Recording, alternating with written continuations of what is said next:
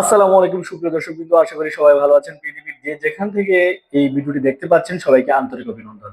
আজকে আমি আপনাদের সামনে খুব ছোট্ট একটা বিষয় নিয়ে আলোচনা করব। বিষয়টি ছোট হলো এর গুরুত্ব অপরিসীম। যেমন আমাদের বাচ্চারা ইংরেজিতে খুবই দুর্বল।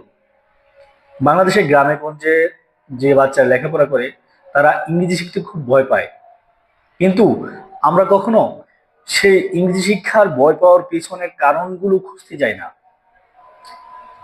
যদি আমরা খুঁজে দেখতাম অবশ্যই আমরা সমাধান খুঁজে পেতাম। আমার নিজের দৃষ্টিকোণ থেকে মনে হচ্ছে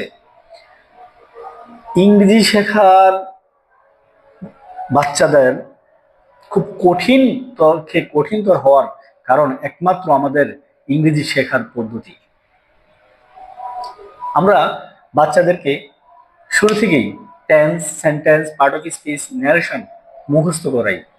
টেন্স কাকে বলে, সেন্টেন্স কাকে বলে, এগুলো মুখস্থ করাইতে করাইতে আমি আমার বাস্তব অভিজ্ঞতা থেকে আমাদের প্রাইমারি স্কুল ক্লাস 6, 7, 8, 9 চলে যায়।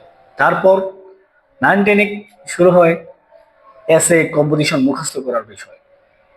হ্যাঁ, পরীক্ষায় এই 10টা এসে মুখস্থ করতে হবে, এর থেকে কমন পড়বে। তখন আমরা রাত জেগে কিছু মুখস্থ করতে থাকি। এক্ষেত্রে হয় কি, আমরা ইংরেজির বেসিক বেসিক নিয়মগুলো আমরা জানতে পারি না।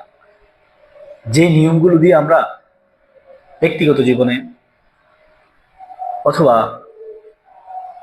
চাকরি জীবনে অথবা আমরা উচ্চতর শিক্ষার জীবনে আমরা ইংলিশটাকে অ্যাপ্লাই করব, সেই জিনিসগুলো আমরা জানতে পারি না।